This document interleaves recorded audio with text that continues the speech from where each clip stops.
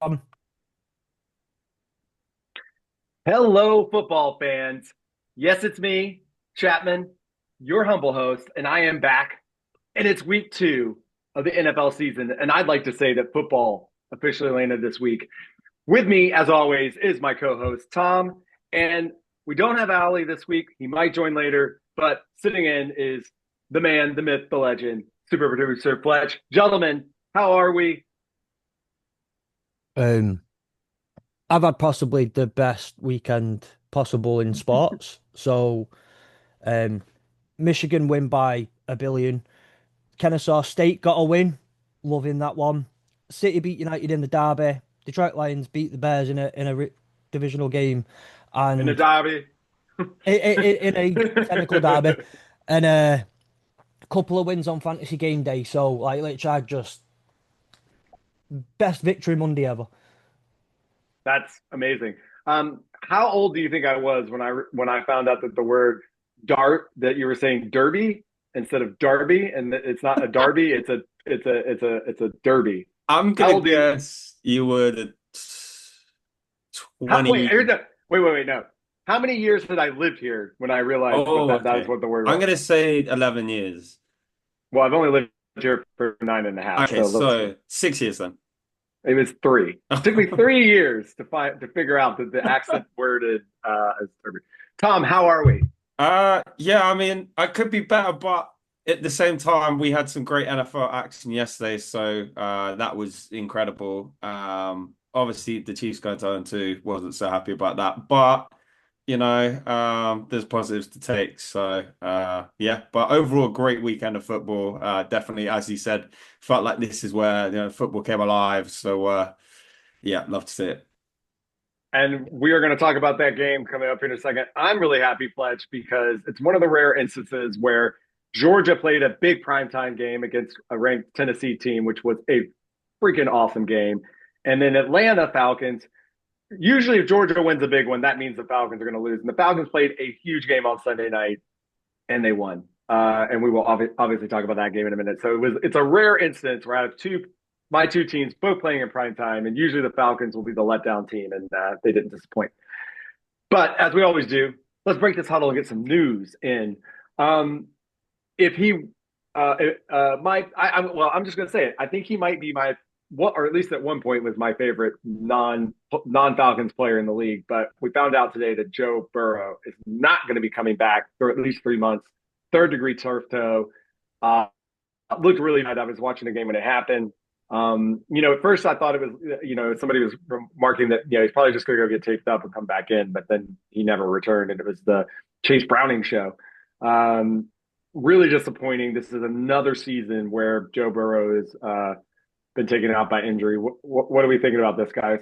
Do you want to know a terrible stat about the Bengals franchise as a whole and Joe Burrow? Since Yes. he has been drafted, Russell Wilson is the only quarterback to get sacked more than Joe Burrow. When you're putting your franchise quarterback on the line on every single play, I saw the meme. The best meme I saw is there's 100 million fat people in America, and you can't find five to block for Joe Burrow, which I thought was golden. But they're just wasting his prime at this point. I mean, the guy is generational. When he's on the field, he does spectacular things, but you can't stay healthy because that offensive line is an absolute joke. And the Bengals will continue to be a joke of a franchise until they actually sort that out. So yeah, just such a shame for Joe Burrow, who looked like he might be primed for another MVP year. But yeah, Yeah, I think Well, it. what's it, Fletch? I want to throw this to you, Fletch. What's really interesting is the idea of team building, and I will say the Detroit Lions, in my book, have done this the right way over the last 5 years. Yeah, we're in the fifth year of Dan Campbell, right, Mhm. and Brad Holmes, and you know they have been able to spread the ball around, draft really well. Whereas the Bengals, look, no one would fault them for paying Jamar Chase. Don't think No. anybody and they have the luxury of also having T Higgins, who is a wide receiver one on any other team. However, you can't pay Burrow, Higgins, uh, and Chase, and also Trey Henderson all together because you're just going to be stars and scrubs like the Cowboys. But your team has been able to do it. What do you think the mistake is with this Bengals team, or do you think they're just cursed? I think when you look at people like like getting the Trey Hendrickson deal done, you ask like, what's the number one complaint that most people have made? You didn't get in there early enough. You waited too long. You messed around too many times. The way they did it with what's his name? The Was it Shamar Stewart when they drafted him? Mm. Um, Yeah.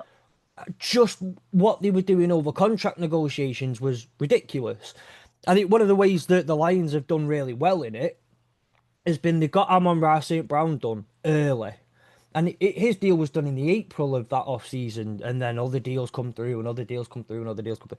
They haven't got ahead of some of these deals, and when they have tried to get into those negotiations, they haven't done it in what would feel like good faith, or they haven't done it in what would feel like the right way, which means they've ended up, when boils down to it, they've ended up overpaying, and they've ended up paying much more than they should have done. And I think that's the biggest downfall is not getting those deals. Well, not everyone can get deals done first. That's just not, only one team can get it done first. But not getting in there ahead of things, not getting in there on time, and then taking the mick when the negotiations are happening, have just shot them in the foot constantly.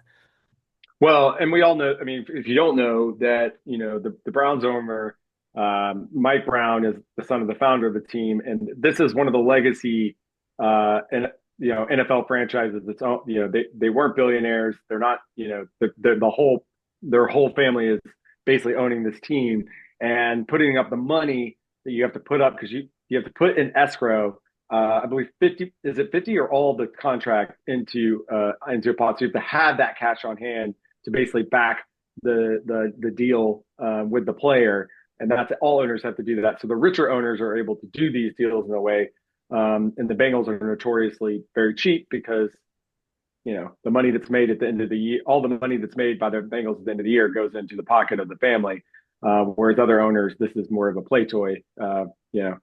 So anyway, yeah, it's unfortunate, man. Joe Burrow is so good that it sucks to see him hurt, and it's just we wish him a speedy recovery. I love watching him play, and it just stinks.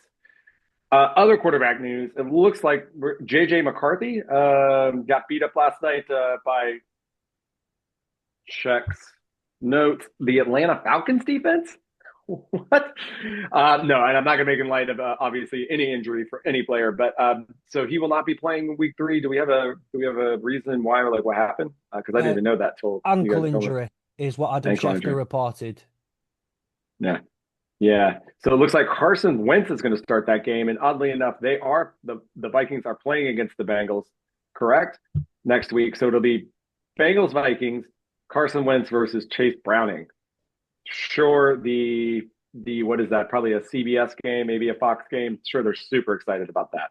Yeah, we're into sicko season already. Anyone who's, yeah, it'll be entertaining. It might go down as my game that's good for all the wrong reasons next weekend. And you hit all your bets this weekend on the fantasy, right? I did.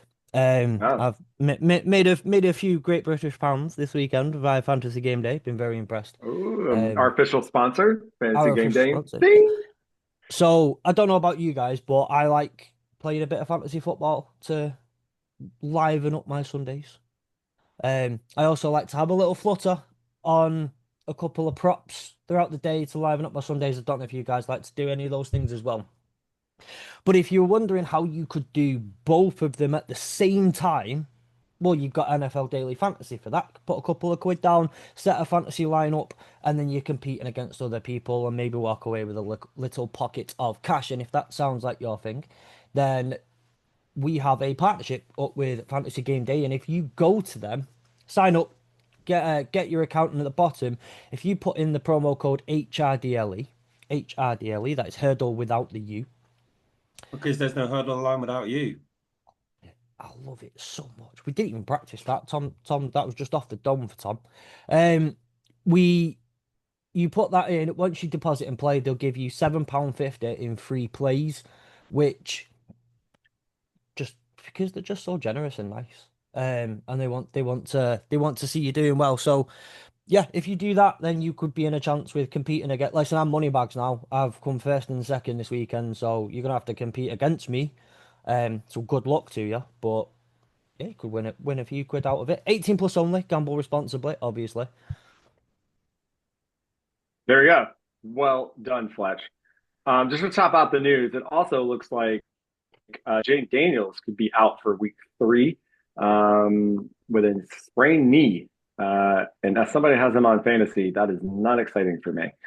Then we So had a couple other injuries as well with Jaden Reed. Believe did he dislocate something, Fletch? I can't. Off the top of my head, I cannot remember. But I know he's Either out. way, he went out of the game, did not return for the Packers, and now he's going to be out 6 to 8 weeks. And then another one from that game as well, which is really unfortunate, was long-time Charger, current Commander, Austin Eckler. Austin Eckler. Um, unfortunately tore his ACL, non-contact injury, looked bad on the field, was carted away. And then, all those fears come true when, it does actually get torn. Could be potentially a career ender for him, obviously getting I think he's 32, maybe something like that. Yeah, But he's done a lot in this league. Hopefully he can come back and come healthy and still continue to play, but we'll have to see. yeah, that's unfortunate. All right, I think that wraps up news. So let's get into the games, guys. I'm going to say this is the most. So I was a little dubious about the 9 games, early games at the beginning. I don't understand why you have We had a nine, nine box on a on red nine. zone. It Yeah, wasn't even an yeah, octo. yeah. You have 9 on in the beginning, and then you only have 3 games, which were fine, but they weren't quite the excitement. But anyway, 9 games. I have unilaterally decided that we were all told the game of the week was the Super Bowl rematch, which is a close B, but the most exciting game on Sunday had to be the Dallas Cowboys hosting the New York Giants in what was an overtime crazy shootout. 21 points scored in the fourth quarter. Field goals, interceptions, field goals, crazy plays, back and forth. It was an amazing game. Russell Wilson has the second best career day of his career, but the Cowboys with a overtime field goal from what's probably the best kicker in the football, Aubrey, win 40-37. Guys, what was your takeaway in this game? Did you get caught up in it before, as it was happening? What do you guys think? Yeah, I thought it was incredible because through 3 quarters, this didn't seem like it was going to be that great of a game, but No. the offensive explosion in the fourth quarter, including I think 2 touchdowns in the final like 2 minutes as well. Especially the one from Russ that he just dropped in the bucket to Malik Neighbors he could barely see. It Yeah. reminded me of when was it Ryan Fitzpatrick where you could like barely see through the ball for the Dolphins. But that was incredible as well. Malik Neighbors had himself a game. Javonte Williams had a great game for the Cowboys as well. And I got a stat on Malik Neighbors as well. There's only 4 players that have had more receiving yards through 17 career games and than he has, and they are Odell Beckham Jr., Puka Nacua, Justin Jefferson, and Jamar Chase. So, pretty incredible company to be in. He had 2 touchdowns as well, over 160 yards. As you said, Russell Wilson, off the back of disappointing performance against the Commanders in Week 1. There was a lot of talk about him getting benched and stuff, and then he goes and lights up the scoreboard. Unfortunately, throws the pick in overtime. But yeah, Brandon Aubrey as well for the Cowboys was insane. He hit a 64 yarder 64-yard field that goal. looked like it was good from 75. I mean, the guy's got a bionic leg. So yeah, just an incredible game, especially in the fourth quarter. So yeah, just crazy, crazy scenes. Yeah. No, that game tire was just, and even at the end was, it just seemed like it was such an easy kick for him. What do you think, Fletch? Yeah, obviously, I had a little other matter of another game going on at the same time, so this was coming through on red zone. Um, I spend most of the time going, well, the Giants are winning. But it looked like a great game from what was coming through on Red Zone. I haven't had much chance to go back through the highlights. Um, but yeah, it looked like a great game. And you say Russell Wilson, we all wondered whether last week was just he looked great last week, and we'll go back to normal Russ now. But he looked so good yesterday. 450 yards in the air, that three touchdowns. Obviously, the interception in there, but Russ rolling back the years. And like you say, that Yeah. that touchdown to Neighbors came through on red zone, and you're just looking at it going like, wow, like how it And was just even the one to perfect. Wandale Robinson as well, another one that just I mean, I know he has his faults, but Russell Wilson I think still throws one of the prettiest deep balls I've ever seen Yeah. when he just moon balls it up there for the receiver to catch. So yeah, incredible for him. Unfortunately, the Giants still lose despite him throwing for over 450 yards, which is a very Giants thing to do. But yeah, incredible game nonetheless. Well, that interception in overtime was just a big head scratcher. But Mm.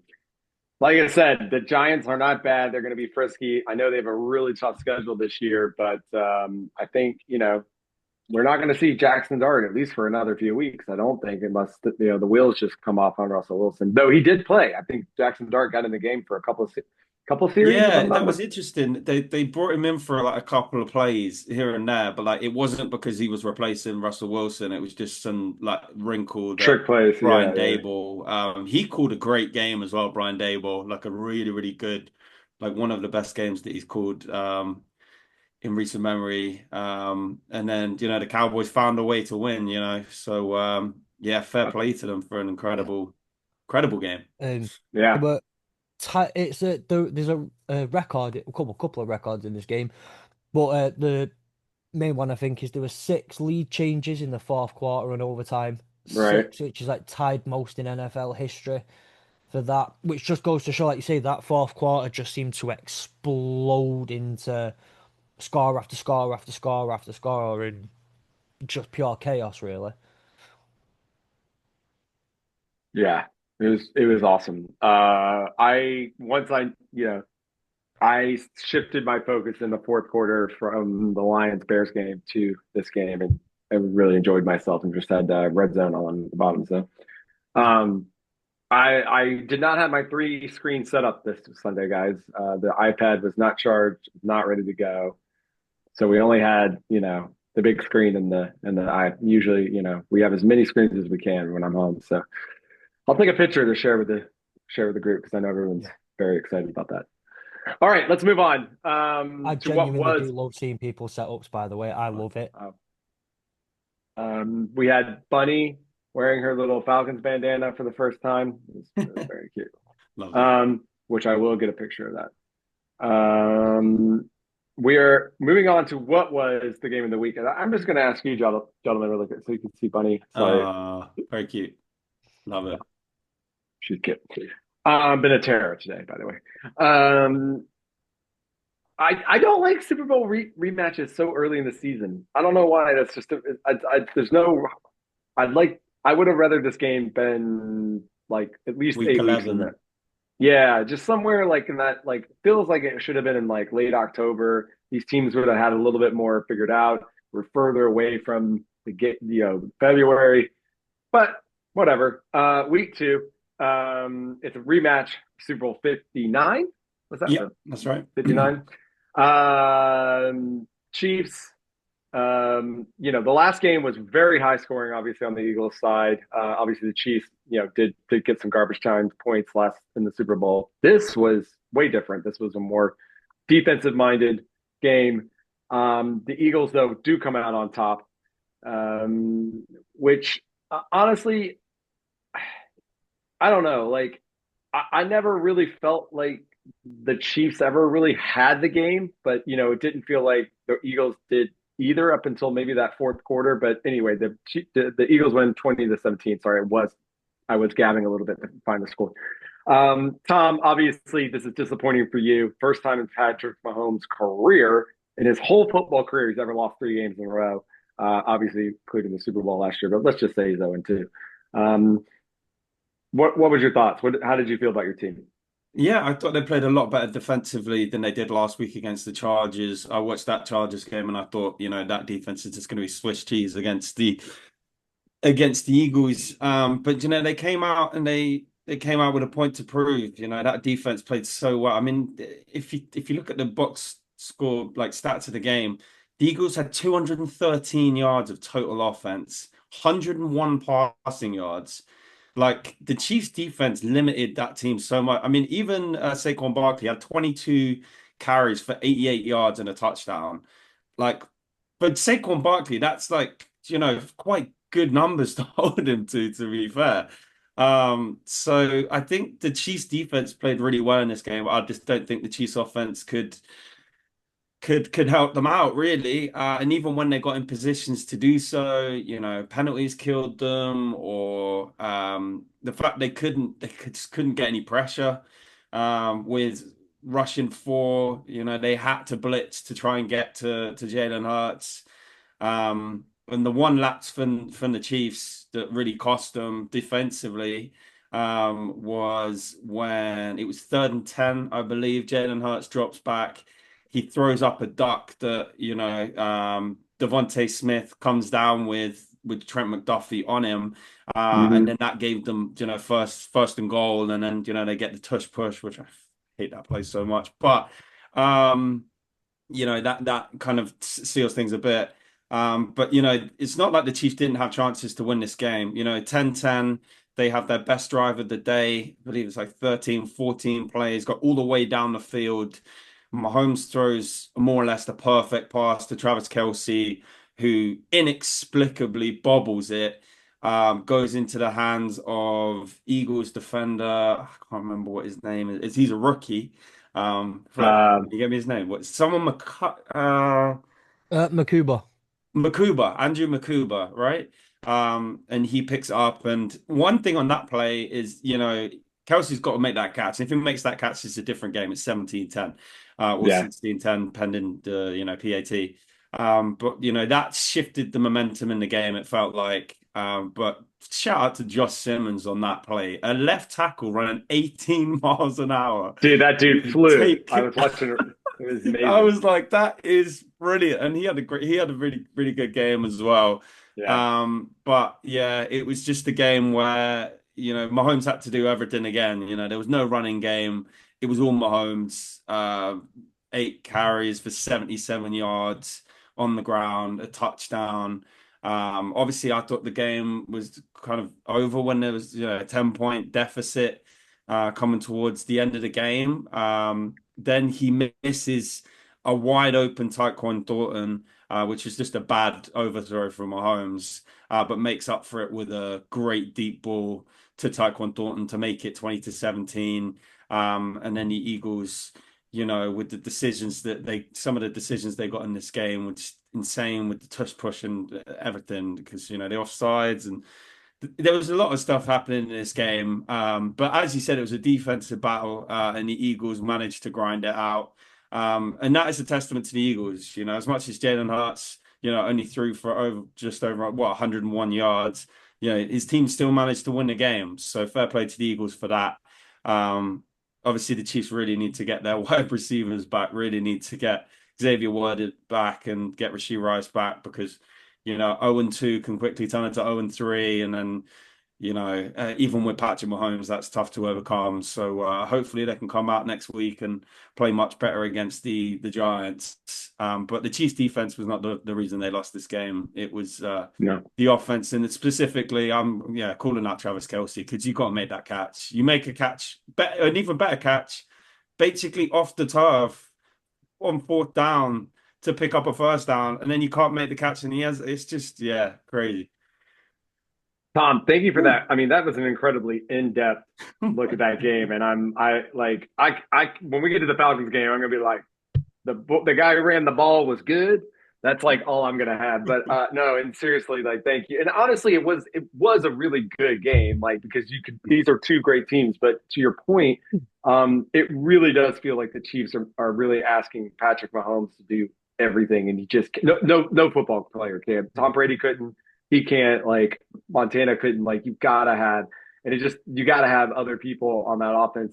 And I hope because I drafted him, I hope when he gets back that when Rashid Rice gets back, like you guys are going to have at least one piece, and then when Worthy feels better or is better, and look, you can't expect 30 whatever. The only tight end I saw that did the late age was Gronk and Tony Gonzalez. Yeah. Tony, even in his later years when he finally made a playoff game with the Falcons, like he was still a stud, but like a lot of these guys, they age like milk, man. It just Mm, and not that Kelsey's bad. It's just yeah. like there's just something. He's not the guy that we do, right? Like, No, and that's fine. even with that, it's just like if it was a bad throw and then gets tipped, whatever. But like it's literally on him. Like he should catch the ball and then it's Right. bam bubbles off and then that's just the momentum killer in the I game.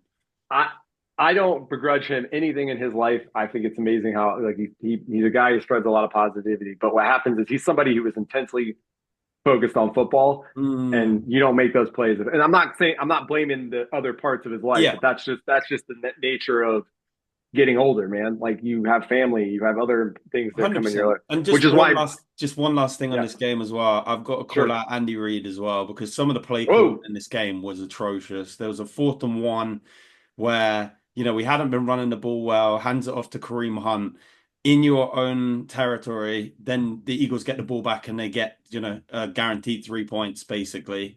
So yeah, there was some really questionable play calling in this game as well. And Andy Reid came out afterwards and he took responsibility for the game and what have you. And Patrick Mahomes, took responsibility for the throw and all that sort of stuff because he's a leader. That's what you do. You don't throw your players under the bus. But right.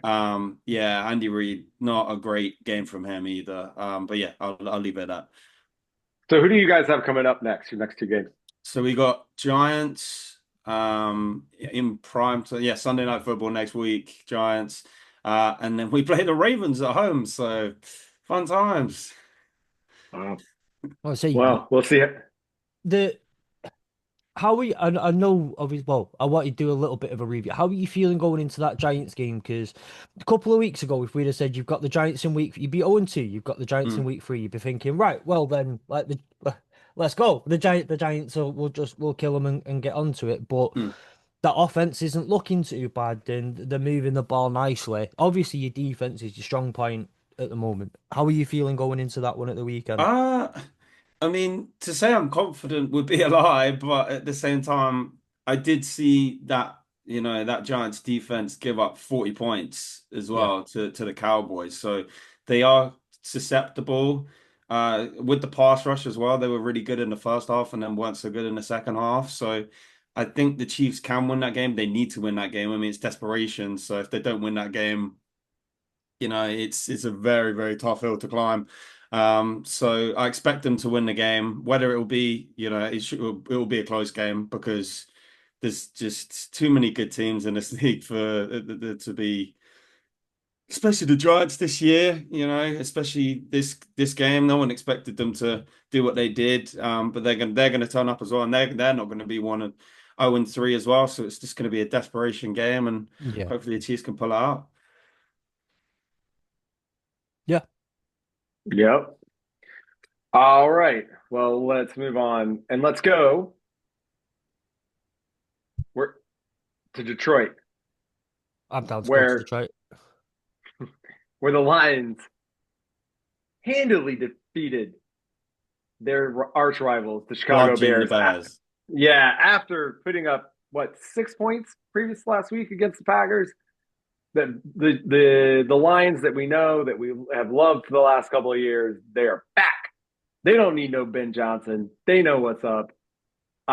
Jared Goff throws for a record or a personal record of 5 touchdowns, I believe, three of Yeah. which went to Amon St. Brown. And I somehow had every over and good thing on the lines except for Amon. And instead, I did Sam Laporta, 4.5 receptions. Fletch, you're happy, man. Tell us about this win. Yeah. So I think Whatever you're doing, stop doing it. Come look it back at the game, right? I'm sorry, I'm getting a couple of things up. So it was dominant from start to finish. I think the Lions offense looked like it was I said last week, The number one thing I think we need to do is patch up some of the O line. That looked like an O line that had a veteran fan, one of the best centers in the league, retire a couple of months before the season, and then your a previous a Pro Bowl level, All Pro level left guard also leave and go somewhere else over the summer. And it looked like you were playing a Graham Glasgow out of position and Tate Ratledge, a rookie, out of position. So you need to fix that up. That needs to be addressed because although on the stat sheet, Goff was getting the third most time to pass last week, um, it didn't look like it, mainly because we were in obvious passing, but we were in so many obvious passing down situations. That needed to be patched up. It was patched up. The play calling was patched up. But I now think that a lot of that play calling was down to just the situation where John Morton was trying to get out of it, whereas it was a lot more dominant. And this week it was, yeah, it was just so much better.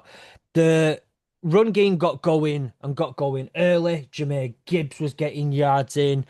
Goff was looking like he should be. He was making good decisions. He was getting the ball out and finding those targets, and they were exploiting in parts of the Bears that we just weren't able to exploit against the Packers because that defense is just so legit. Not too much, I don't think. I really think needs to be said other than just how dominant it really was. Um, the ball going all around everywhere, but Amon-Ra St. Brown obviously being a highlight. They seem to rub it in on Ben Johnson just a little bit, including up with 42 points in the fourth quarter, and you're on fourth and goal and from the 5 yard line, and you punch it in for another touchdown. Felt like you were running it up a little bit. Um, Made a statement, and I think that statement was everybody wrote the Lions, started to write the Lions off. You can't do it without Ben Johnson. You've lost both your coordinators. You cooked. The obituaries were coming out. The obituaries, you can put them back in your drawers. You can tear them up. You can throw them in the bin because the Lions are back. All right, I'm gonna stop you right there. As somebody, look, that's not fair. I mean, maybe some NFC North haters wrote this, but I think most people rightfully said the Lions are still going to be very good, but there would be naturally some regressions, like every team that's lost, who's been successful and lost two coordinators, and then you come out and you lay a big duck your first week. There was some questions. It might take you a minute. I think that was more that people were like, "Oh, the Lions are good, but it might take you a minute." But it's not going to take you a I minute. think it just proved that the Packers are a very good team. To be honest, 100. to Yeah, me, that like the yeah. way that they played last week, the way that the Lions then came out this week and blew the doors off the Bears, I'm like, yeah, the Packers are for What real. The Lions are back as well. So yeah, I think that's what it I proves. don't think they went anywhere, but I'm happy. As Fletch knows, I in my big money league, my fantasy league of record, which I've been in for over 15 years. I am heavily committed to the Lions being a juggernaut this year. So you cannot count me a fan, but No. I'm also gonna tell the truth around here. So Um, the only other thing I do want to come out with and say on this is if Isaac Tesla did not have the coolest first catch in NFL history, oh my he goodness, totally forgot about that. 100% has the coolest first two catches in NFL history. Oh my god. He's a dog. What can I say? He's a Can dog. you I say? tried Can to you throw say? that one out there. Can you pronounce that name again for me? Isaac Tesla. I can't even say it right. Tesla. So we all thought it was Tesla, but apparently what I keep hearing is Tesla. No, because Tesla, it's capital T, little e, Well, yeah. and and then S L M double uppercase A. double A, L. right? So it's a Tesla. Yeah. There was that, What's and then watching the broadcast. By the way, the only I've just found it hilarious. Brian Branch got called Dion Branch twice, which I oh just thought was really really funny. Even the Detroit Lions social media team were like, "It's Brian Branch."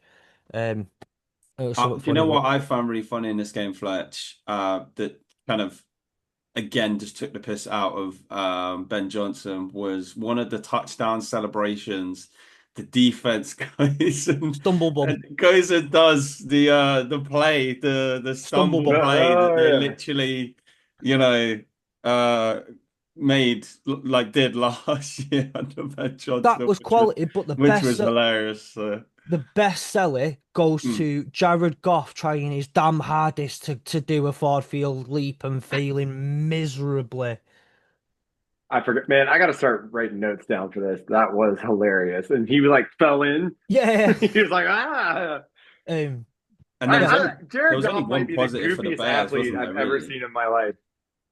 I feel like there was only one positive for the Bears, and it was in the form of Roma Dunze. Like the Yeah. Oh dude yeah, we balled should mention out. that. To be fair, like Yeah, He's he so good. he was cooking, but Caleb Williams threw and like I'm gonna say it here, like I mean Caleb Williams has got some things to work on. Like it looked like he was like he thought he was playing like Washington State or something, like just heaving the ball downfield to get intercepted. But yeah, the Lions just, especially in the second half, they just blew away the Bears. Yeah. It it was a funky first quarter, but yeah, once that first quarter was done and you were out of and look, I'll say this about I'll say this about Ben Johnson is like, look, it looked similar last week. Once you're out of those first 10, 15 plays, it felt at times last week like Caleb Williams was having to do some things on his own. And that's look, these things happen. He's in his first two games as a head coach. He's still figuring things out. The offense, his offenses are so complicated that it's going to take a bit of time for everyone to kind of fully grasp it and get round to it. Caleb Williams is only in his second year. Ron Dunze is only in his second year. And like I say, Ben Johnson's a first year head coach. The OC is a first year OC. I get that a lot of Bears fans think the sky's falling again, and I don't blame them. They've had such crap luck on offense, particularly over the last few years. But look, it's just Ben Johnson looked like for just a little bit. You can tell he's a rookie head coach, and that's not a slight at him. That's just that it happens.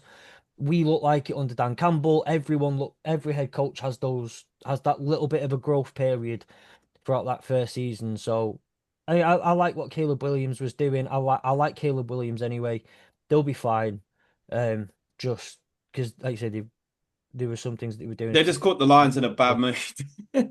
Yeah, and like it just it is what it is. But fair play because they brought in Tyson Bagent, but they still were playing hard to the end of that game. And that's one thing I think Ben Johnson will have in him is just there's no quit. There's going to be no quit in him. I'm excited to see a rematch of Packers Lions. When did they visit Detroit? What week is that? Thanksgiving. Nice. Yeah, that's what I Oh, thought. thanks, That'll be a kid. great game. That'll Nice. be a great game. I will probably be here, so maybe we'll stay up to do a little chatty talk. I know. Well, Fletch won't be talking, but anyway. Well, all right. So, guys, those are the highlighted three games. Hmm. We're gonna bounce around now. Should I be selfish or should I just kind of? I do want to talk about Sunday Night Football a little bit, but Be selfish.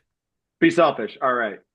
Last night we saw the Atlanta Falcons go up to the what is the name of that stadium? What is the Viking Stadium name? It's US really Bank. nice. US US Bank Bank Stadium. Stadium. Yes, one of the three best stadiums next to SoFi and the Bins. But that is the loud. I think it's the loudest stadium besides maybe Arrowhead, potentially.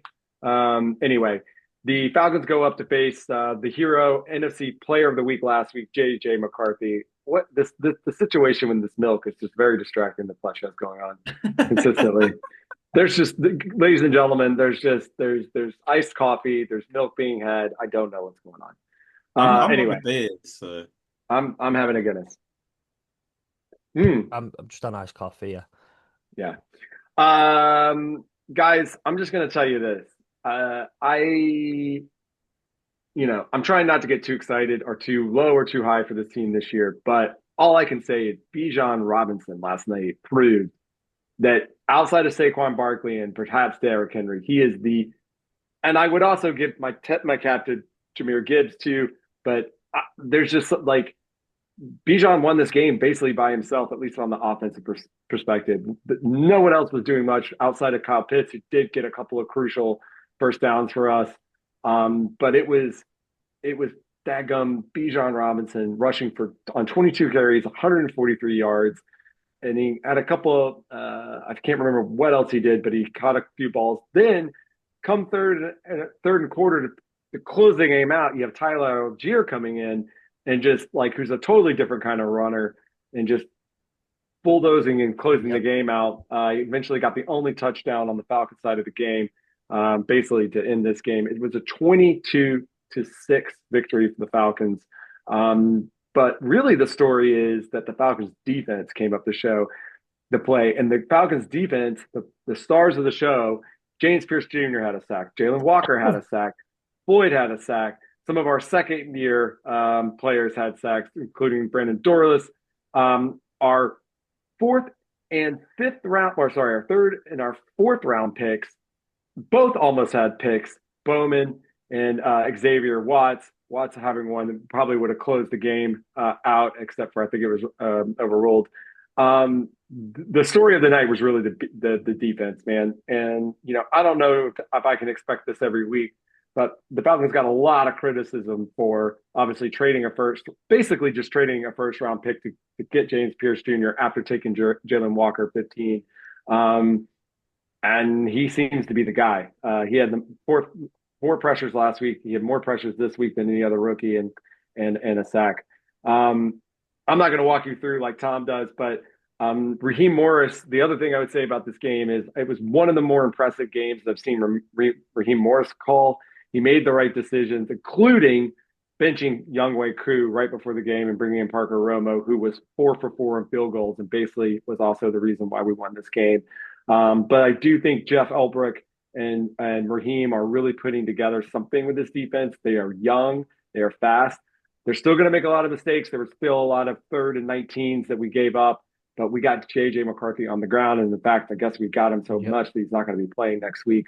Again, it's a young defense, so that means it's going to be volatile up and down. But as somebody who hasn't seen 6 sacks in a game since like 1876, I'm really, really happy.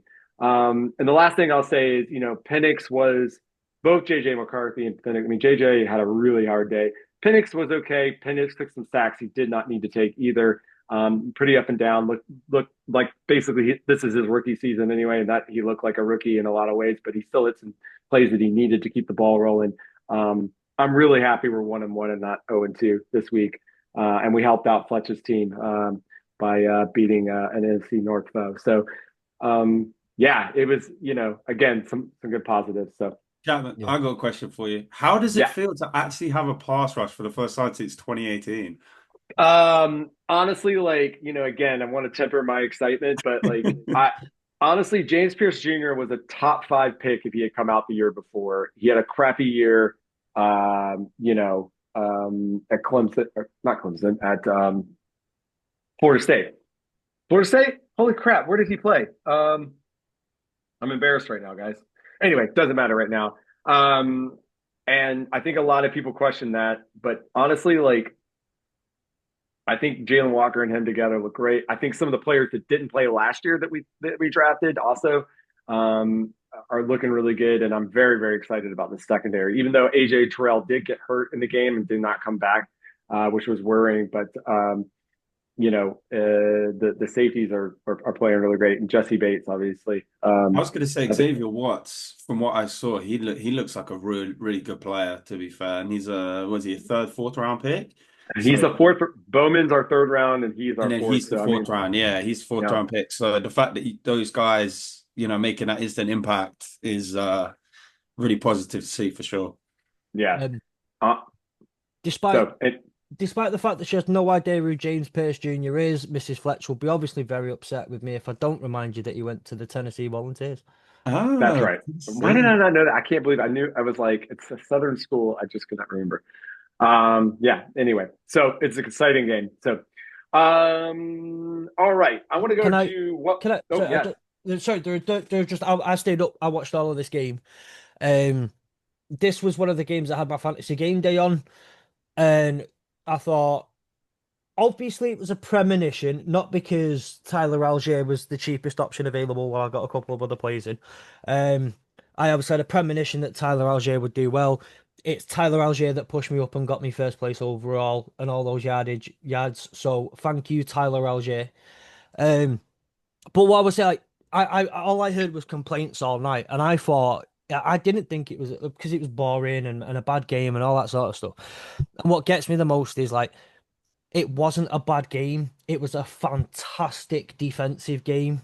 And I genuinely I love a really, really good defensive game. I'm not bothered about big scoring as long as it's like I'd rather watch a good defense than a bad defense and it's high scoring because the defenses are crap. So it was a really, really good, strong defensive game and Bijan Robinson, obviously, like I say, was excellent all night. And I think he got, was it 25 yards as well, receiving? So, Receiving. and my question to you, Chapman, is your some of your biggest downfall over the past year and a half has been missed field goals. And on field goals alone, you would have won this game because Parker Romo making 5 out of 5. There's a sweet irony in there somewhere, isn't there? Just a little bit. Well, it's interesting that Parker Romo got cut by the Vikings last, But yeah, I mean, look, we all, if you're a Falcons fan, you love Young Waku. You hate that, he's been struggling. It's definitely mental for him. He last year changed the way he does his stance and does his hit, and and it was so that he could hit the ball, so he could kick the ball faster, so that he could have but it has messed up something, and Yeah, I'm not sure how he'll repair it. But like after, I think it was the right move because they're just he missed. What you didn't see is I was at the game last week. There was a 36 yarder that he dinked in, but he almost missed it. But it luckily hit the front and went in. And then he missed obviously the game tying yeah. field goal at the end of the game. So it's just that's the life of a kicker in the NFL, and it's rough. I also want to say one last thing though.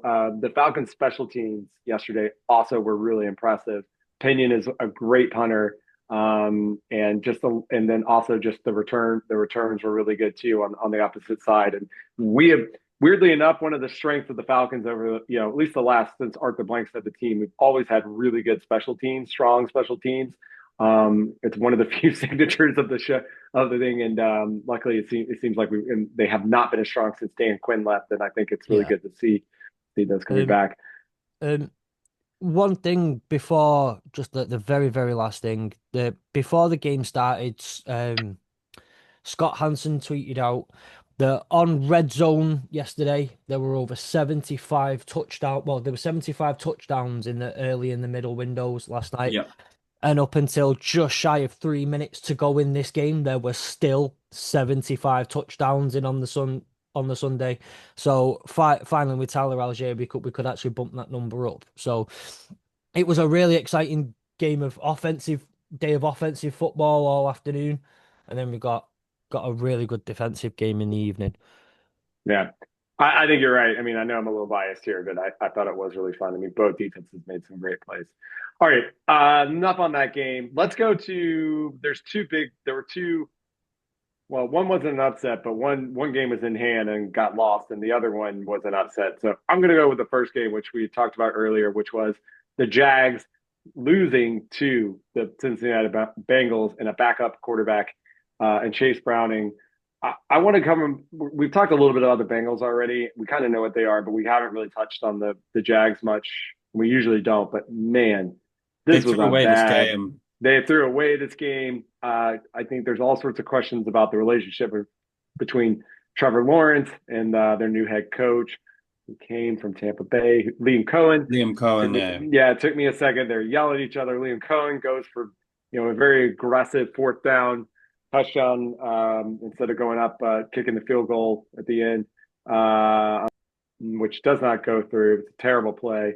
Yeah, just I mean, just the Jaguars are jagging. Yeah, How it about that? feels like that. And also the weird thing is as well, last year, we saw Brian Thomas Jr. have this amazing rookie year. We thought he was going to ascend to be, one of the next really good receivers in the NFL. And this year it just hasn't seemed to have worked out for him in the same way. He seemed to be kind of shying away from contact a little bit in this game. I don't know if that was maybe because he had an injury or something. There was nothing on the designation, but I think he had only 6 receptions or something in this game. Like he didn't have a Oh, lot of yards. How many? Five? four receptions, 49 yards. There you go. Yeah. So, he wasn't the difference maker in this game. Like last year, in these sort of games, he would have been a difference maker, just like Jamar Chase was in this game. 14 receptions, 165 yards and a touchdown. Um, yeah, we know who Jake Brown is going to be throwing the ball to in Joe Burrow's absence. Yep. But This yeah, is my Jags. impression of that. That's Jamar Chase over there. Yeah, yeah, yeah. It reminded me of like the what was the play last year where Sam Darnold throws it, just hucks it up to Justin Jefferson to catch it and then scores a touchdown. Like that's literally what he was. I mean, Jake Browning did the same thing to T. Higgins in this game. He threw the ball up, two defenders hit each other, and then T. Higgins just like walks in for a touchdown. But you're right, the Jags were jagging in this game. They found a way to lose this game. They should have won this game, if not for some of the not great play calling from Lee and Cohen, like going for it on that fourth down and what have you as well. And yeah, it just doesn't seem like the vibes are that positive, despite them being obviously dropping to 1-1, but still being 1-1. Because yeah, he was barking away to Trevor Lawrence on the sideline, and then Lawrence just waved him off, just like So it was kind of weird vibes for the Jags, Yeah. but we're kind of used to seeing this. So So I'm gonna throw it out there. I like my aggressive football. I like going for it on 4th and 5. I liked it. Um, I'm not saying it was obviously in hindsight not the correct decision, maybe, but I do like. I'm not gonna lie. I like the decision. I would have probably if I was the Jags fan, I'd have. Or maybe I'd have thought differently about football in general. But I quite like it given the situation I'm in.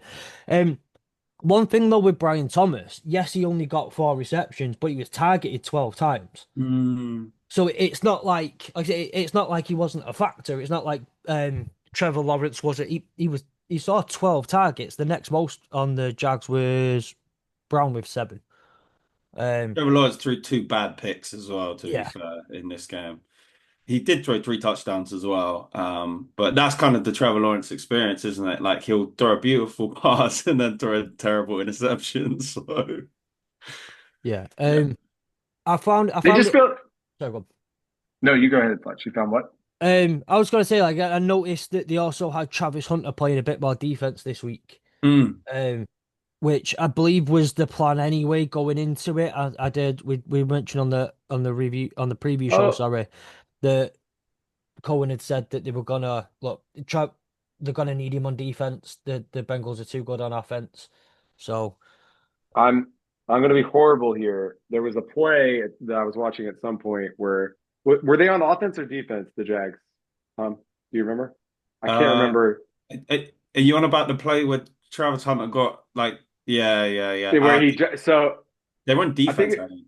they were on defense, right? So I guess it's yeah. So it's the ball's hit up in the air by one of the other Jags away from the offensive the wide receiver, and it goes right into Travis Hunter's hands, and he just tried would have been a surefire, amazing interception, and it just yeah. And they made a comment of like that's what you're supposed to be. That's the plays you're supposed to be making, which I think is a little unfair for a guy in his second game, but it is what it is. But go ahead, Fletch. Sorry, were you in the middle no. I of said what I needed to. oh, okay, cool. I don't think we need to spend too much time on this game. I think the Jags have no juice, juiceless Jags, and then the Browns are gonna, or sorry, the Bengals, not the Browns. Ooh, the Bengals are gonna have to figure out, I guess they're leading with Chase Browning. Anyway, yeah, Bengals win. All right, so moving to the upset of the week, which was the Indianapolis Colts beating the Denver Broncos 29-28. I Another, picked this upset. I picked this. you I know did I what? did my TikTok predictions. I picked it. I knew this was gonna happen. This vaunted banger Broncos defense that everyone's talking about hasn't showed up, in the first couple of weeks of the season because they bottled this one away. But yeah, go on, carry on, Sean. No, no, no. You go. I mean, I was really fortunate in that I had Matt Gay as my kicker last week in my my big fantasy league, big money fantasy league, and I got rid of him for checks the notes, Mr. Spencer Schrader, who got me a whole heck of a lot of points. He hit one, two, three, four, five field goals in this game. Thank including the goodness. game winner as Yeah, well. that's right. Daniel Jones continues his meteoric re-rise, 316 yards and a touchdown. Bo Nix, on the other hand, 206 yards, three TDs and one He had a interception. great game. I mean, the interception was a bad one, but he Yeah. he he played elite in this game. Like he was really, really good. Troy Franklin had a good game, 8 receptions, 89 yards.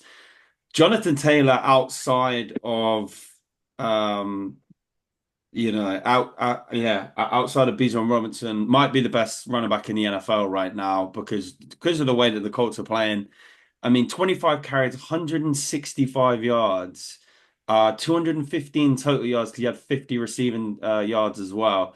The dude is elite and has been elite for a long time, but And he's always the guy in fantasy that is in the first round nobody wants to take, and he always yep. just keeps dropping. Everybody holds. I did. I scooped up him in one league, and I scooped up the same thing with Cooks. Nobody wants to take Cooks, and I'm like, dude, this is a top five running back. What are we talking about here? So I anyway, mean, this is it. He is when he's healthy, he is a top five running back. And look what Daniel Jones looks like behind a competent offensive line as well. It just shows how bad the Giants' offensive line was while he was there. And I'll tell you one stat about the Colts, which is crazy, is they became the first team, I believe, to not punt at all during their first two games, which is insane. No one thought the Colts were going to be this coming in.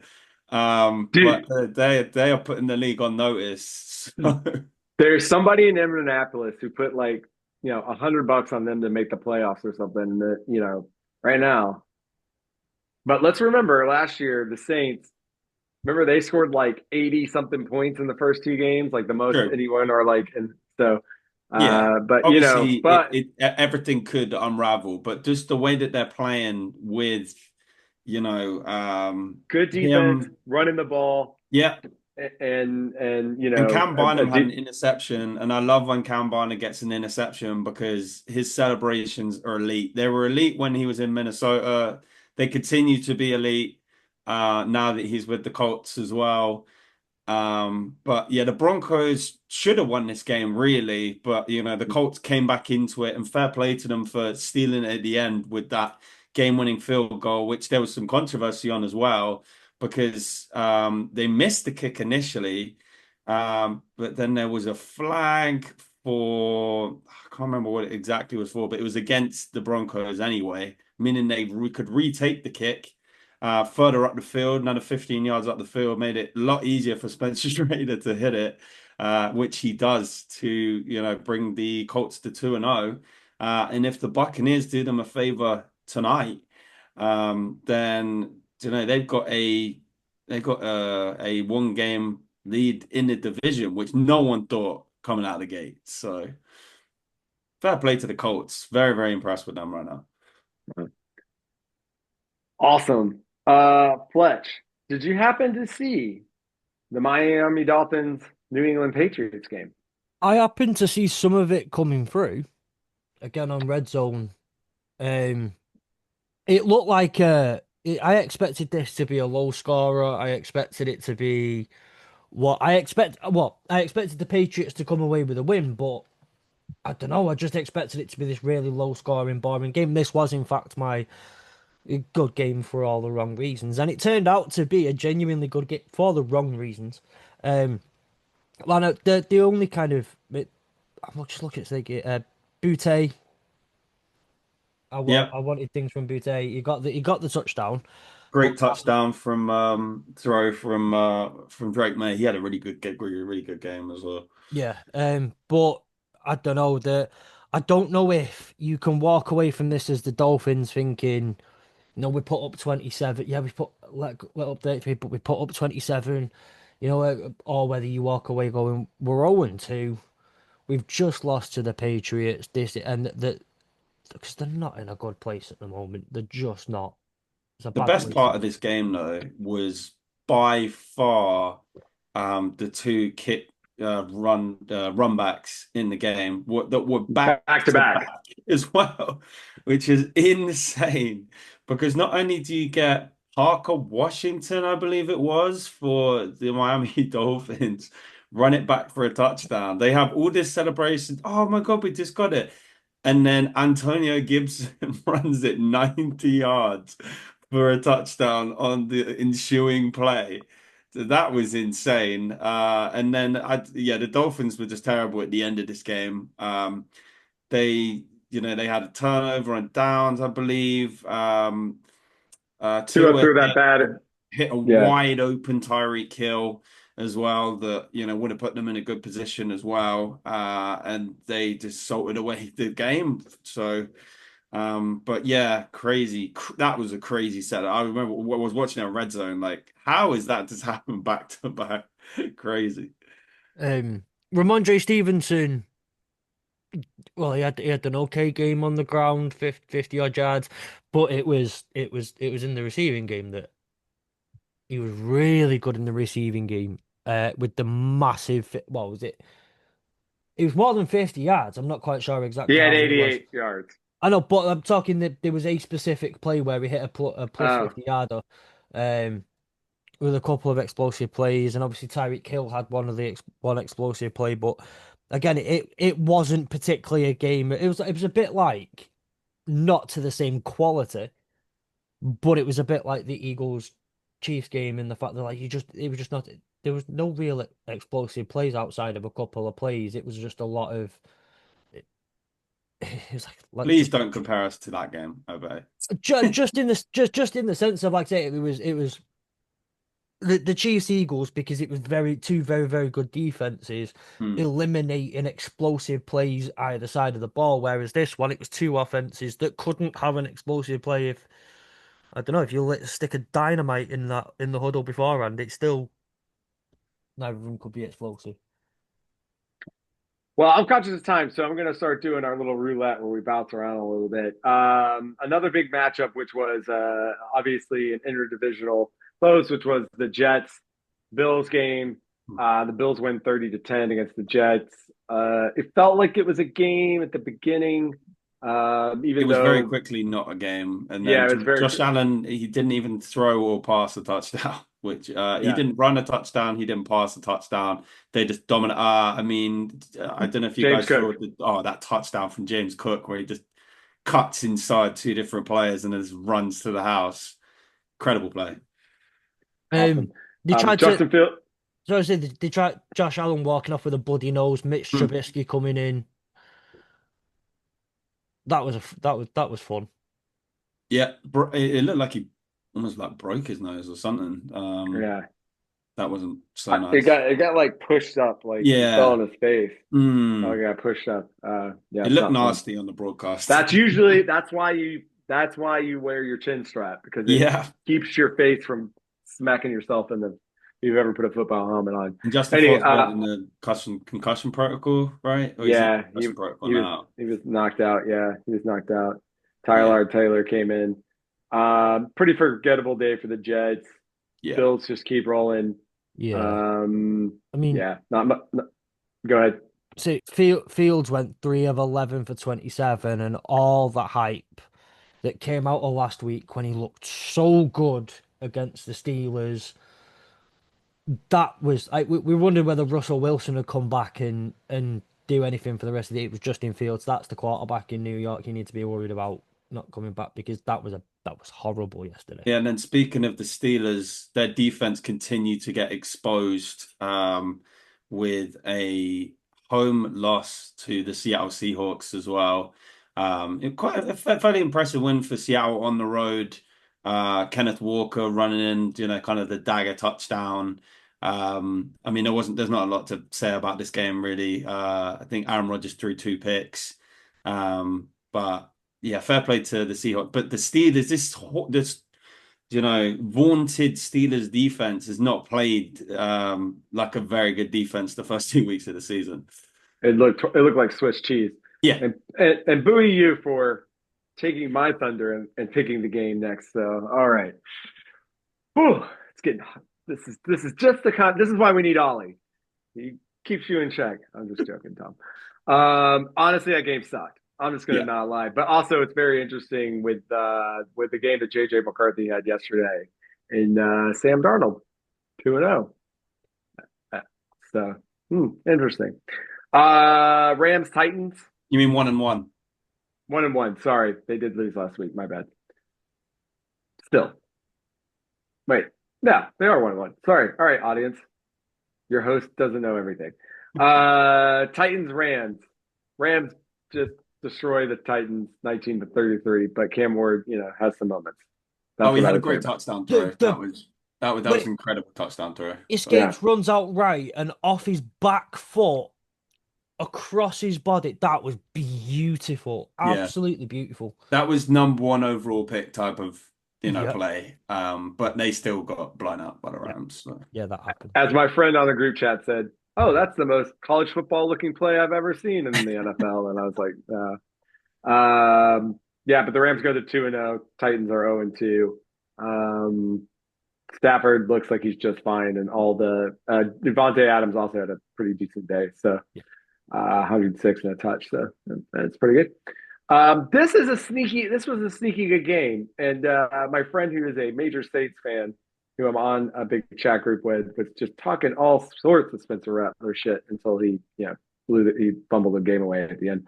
But the Saints lose to the San Francisco 49ers. This was in New Orleans, 26-21. Did you guys watch any of this game? I just saw that. Well, what do you call him? Mac Jones had a good game. So he had three touchdowns, including a nice one to. I mean, Juwan Jennings ran one. That was quite nice. But I wasn't too keen on this game that much, to be honest.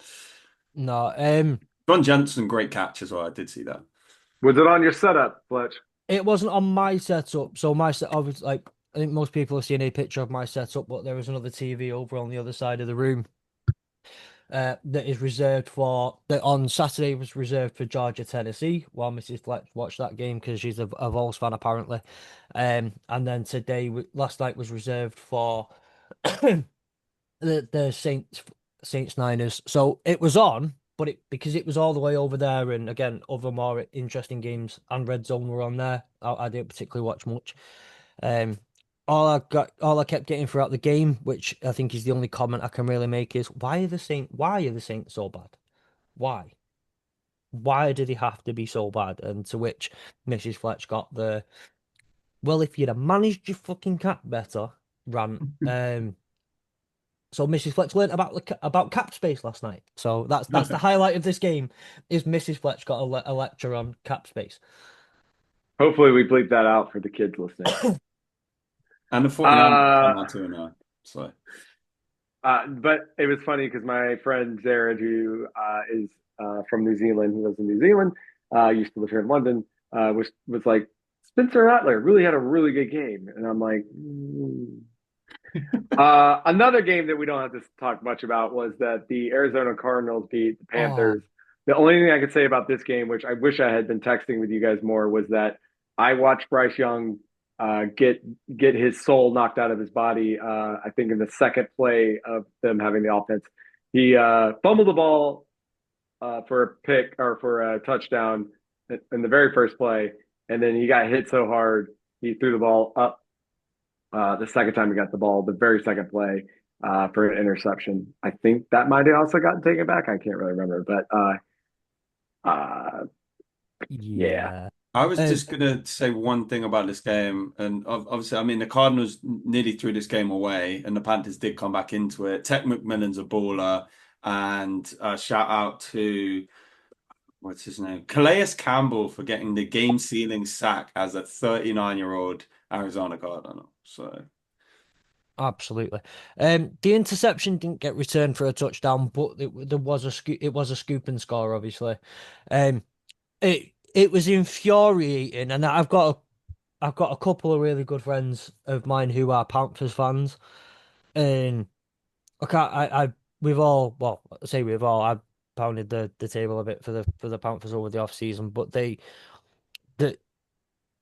there should not have been the drama at the end there was. It should not have been as close as it was. The Panthers should not have been given a drive where maybe you can do something to win this game at the end. That game was over by I'd well by halftime. It had to be over by halftime. And when they got the touchdown inside the second half, that had to just be game over. The Cardinals shot themselves in the foot too many times. And if they want to be a contender going into the playoffs, they have to clean that up. Bryce just looks. I know he's got a bit of thing going now with Tech, but Bryce Young right now looks. He looks back to he looks back like the Bryce Young that got benched for Andy Dalton. He's back to looking like that, Bryce, and it's scary.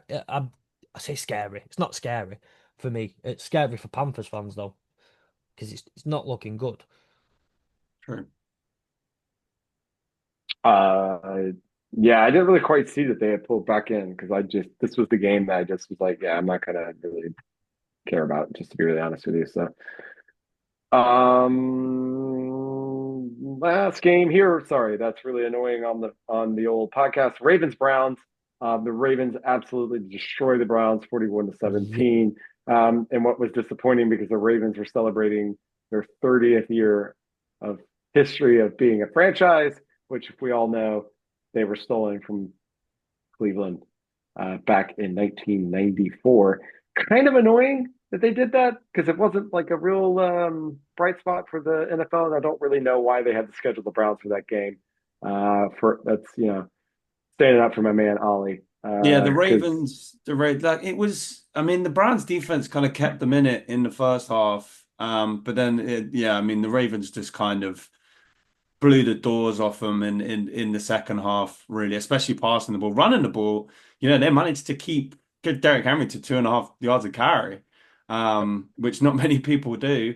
But passing the ball, Lamar diced them up, and there's Walker has 3 receptions for 3 touchdowns in his NFL career. So oh, fair play. there you Yeah. go. Um. Look, we all know the NFL does storylines, not sensitivity. Um. If they can milk something out of a storyline for this game, they'll milk it. So I think we all know why they put that game on this week when the scheduling gods allowed this game to be yesterday.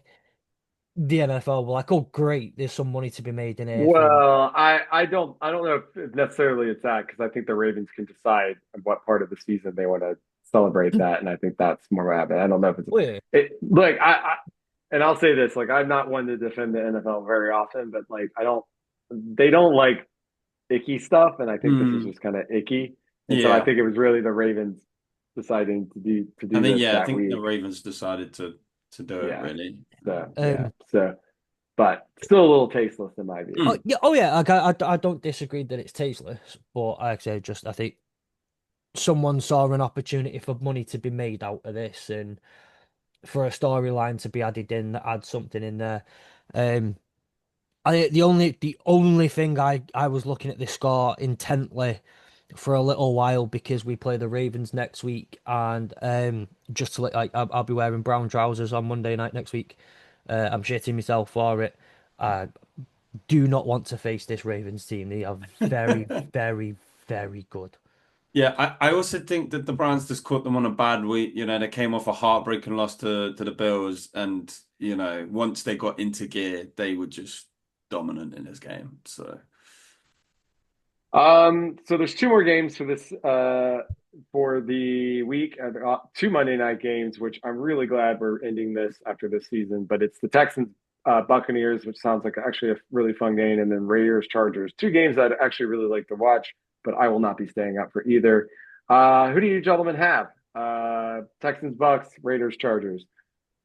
I'm taking the Bucks over the Texans. I might watch some of that because that starts at midnight. I'm not staying up to watch Raiders Nope, Chargers at 3 a.m. nope. Uh, so yeah, I'll be taking the Bucks in that one. I'm hoping Emeka Buka can put up a great performance and help me win my fantasy matchup. And then Raiders Chargers, I will pick the Chargers in that game because I think they're a much better team than the Raiders. But I don't want them to win. I'd rather the Raiders win. But yeah, I think the Chargers probably take better business in that one. Yeah, Bucks tonight. Bucks in the first game. I notoriously don't like the Texans anyway. But no, I do. I think they're the better team. And I love Baker. I want to see Baker succeed.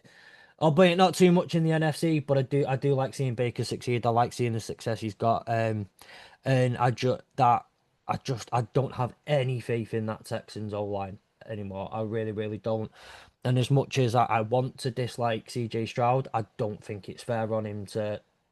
I feel so bad for him having to be behind that O line. So give me the Bucks, and then yeah, that I'm not staying up till 3 in the morning to watch what will likely be another field goal after field goal after field goal because we know what Pete Carroll and Jim Harbaugh are like. This is going to be an ugly game. Um, Not because it's bad, just because it's ugly and they both play. They don't play attractive and exciting football. They like to play big, big trench battles, and so I expect it to be an ugly affair. Yeah, one that's not worth being sat there at 5 in the morning at halftime thinking, "Oh, yay!" Um, so, but give me the Chargers in that one as well, like Tom. I'm going to take the Bucks. I'm going to take the Chargers. I'm not even going to think twice about it. Yeah, uh, yeah, both teams on the road though. What Anyway, about, and then I'd say this week, I think we're hurdling the NFL actually being back. actually being back, we're supposed to put it in the chat so that we actually it's a surprise. I was going to say we hurdle that Deuce for the second week, but maybe Ah, not. that's I good. was I was thinking Yeah, field goal. hurdle that field goal. Mm. That wraps it up for our week two review. Hopefully next week Ollie will be back with us. We miss him obviously, but we are so grateful for Fletch sitting in, and we know he loves the gloat. I mean, a 50 burger that is worth coming in and talking about. You got any questions for us this week? I don't, not this week. I was made aware of being here about an hour before recording. So I No, didn't. to be fair, it was less than that. And also, ladies and gentlemen, I am also now the daddy of a 14-week-old puppy, and so my usual prep time got eaten because I was cleaning poop upstairs. She's very potty trained, but she snuck one out on us. I probably should not be saying that. My wife would not like that. She's very well. She's doing very well, but she did get a sneaky poop upstairs that we found. So yeah. Anyway, That's all right. Hurdle that poop. hurdle that deuce. It works both ways. Okay.